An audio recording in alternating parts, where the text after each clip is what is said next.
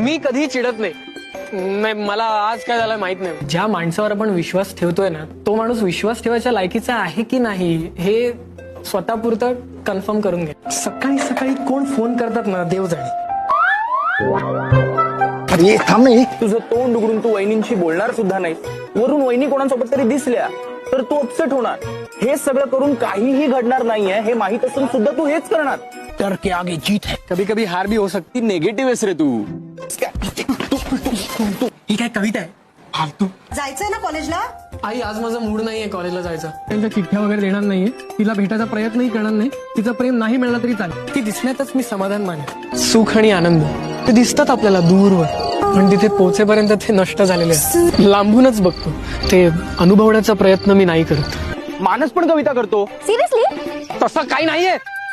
त्याच्यावर काय रिॲक्ट करू मला कळत नाही. निदान एक स्माइल कर. झालं, जाऊ आता. मला खूप आवडते, शांत आणि व्हायब्रंट. आता माझाही फोन महत्वाचा नाही का? इतकी बिझी झालीस तू अचानक. तुझ्या बाबतीत मी इन्सिक्युअर म्हण, पॉझेसिव्ह म्हण, मूर्ख म्हण, पण मी